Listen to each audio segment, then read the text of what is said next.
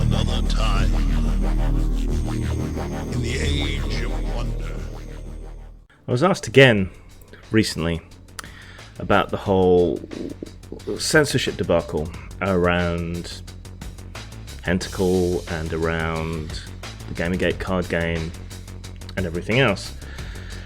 So, while I answered that interview, and you'll be able to read it at some point, I'll link to it on my social media when it comes out.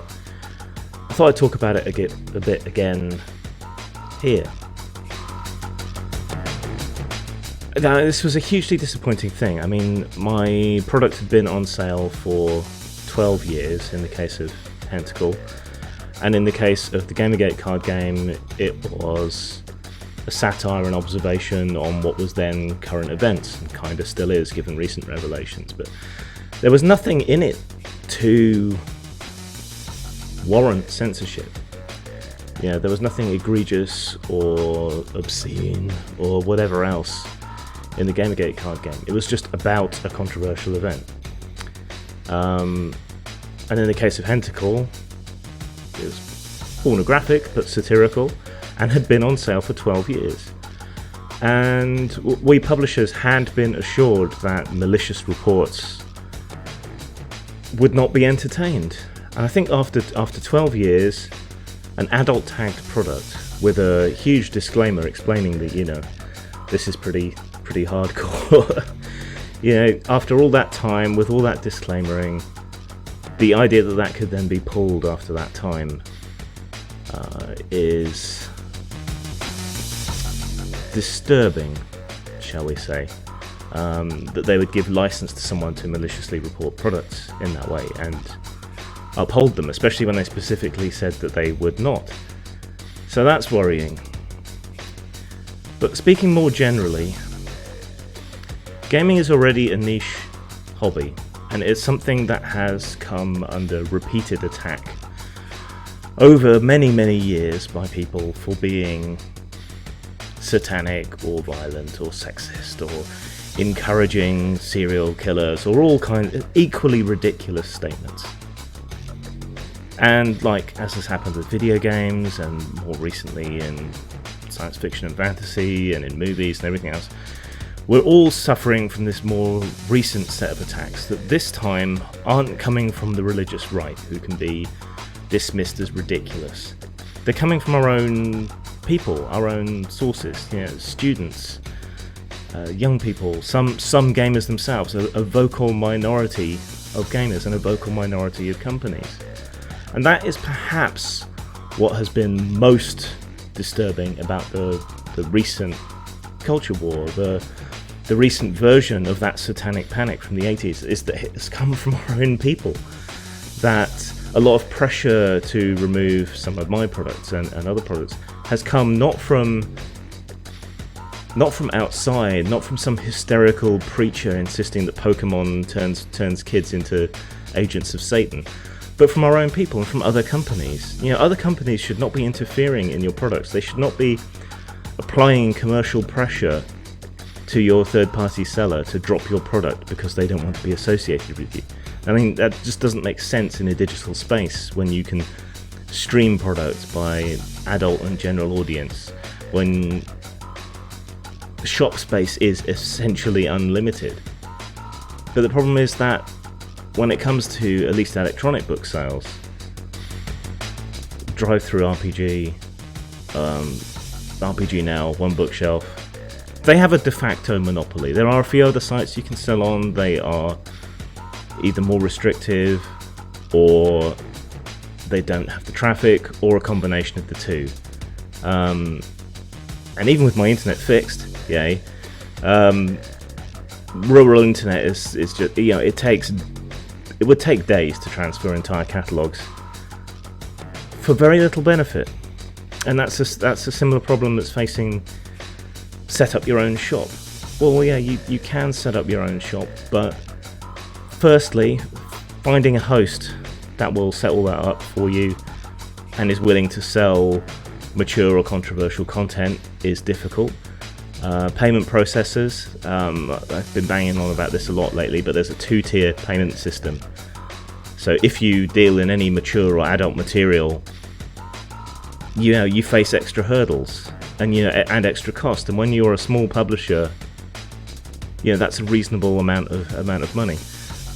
Losing Hentacle, I mean, even after 12 years, I was still making $30 to $50 a month off it. It's not a lot in the grand scheme of things. It's not a huge amount on the monthlies, but it adds up. It tots up.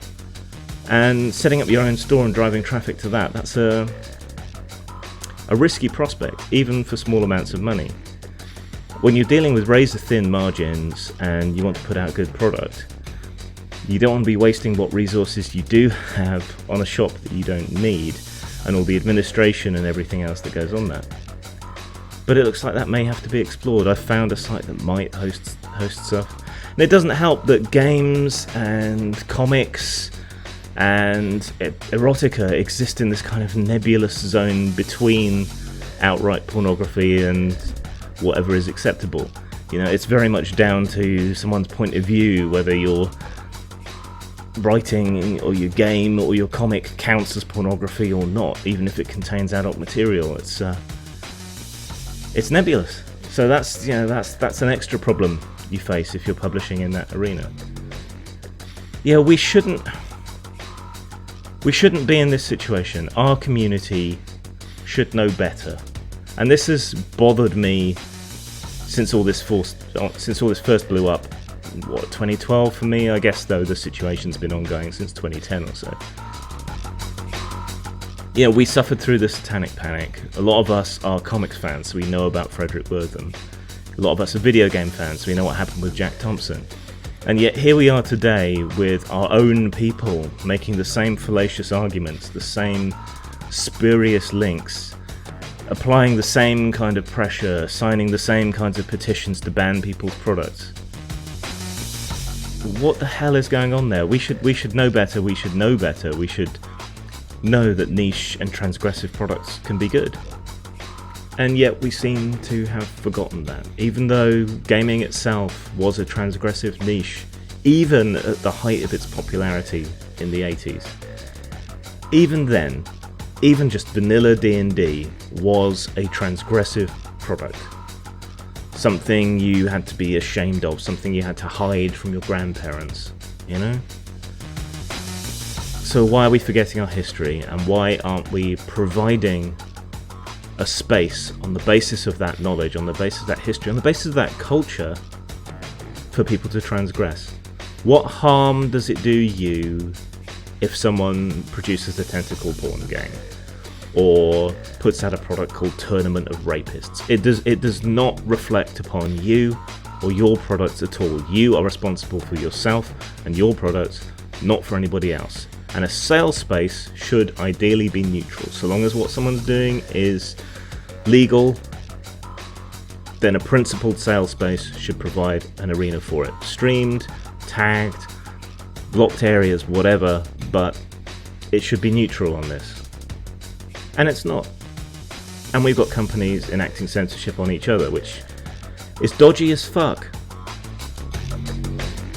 And you can get away with this kind of stuff if you have the right politics, or you engage in the right kind of hand-wringing beforehand. You look at products like Bliss Stage, or Poisoned, or a plethora of social justice-oriented products and games, which probably some of them are pretty good, in all honesty. But those kind of products would have been considered transgressive and unsaleable even 10 years ago, 15 years ago, 20 years ago. Some of these things, it would have been thought that no one would be interested. Retailers wouldn't have stocked them. Same kind of problems. Back then I would have been, and was, fighting for them to be accepted, for anything to be accepted, for free speech to reign, same as I am now, just with more urgency now, I guess. And yet they don't seem to understand that, to understand and contextualize that in reference to other people's material. Yeah, if you want to produce a game about gay and transgender monster creatures in high school, you knock yourself out, more power to you. Fantastic. That would have been censored back in the day. that would have been considered transgressive, that would have been considered wrong, that would have been very hard to sell to anybody. But don't turn around then and stand in judgment on other people who would have, did and do fight for your right to make your product whatever it is. That's what bothers me, I think, the most. The hypocrisy and the failure of people to understand that commercial censorship is censorship, that it has a massively deleterious effect, a chilling effect on speech, a chilling effect on art and expression. Yet my value is universal. Everyone should be able to make whatever they want within the widest possible bounds, sell it, and gain advantage from what they've made. You know, that doesn't seem like a bad principle to me, and yet I find myself in opposition to people who seem to consider themselves progressive. So I guess I'm just reiterating a few of the same points here, but to wrap up then, this censorship is a huge issue, but it's bigger than one bookshelf.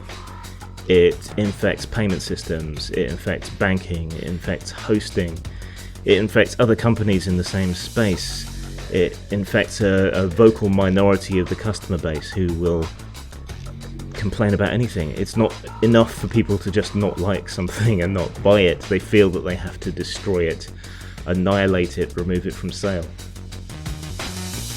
That's where my problem is. If you don't like something that I or anyone else does, fine, brilliant, knock yourself out, don't buy the fucking thing. But to deny it to others who do want it on unsound basis, that I can't deal with.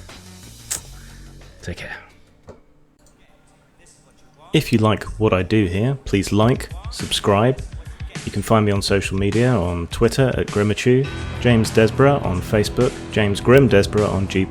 My main website is postmortemstudios.wordpress.com. If you want to help me out with a little money, which will go to support my games, writing and other projects, you can do so at Patreon, which is also Grimachu.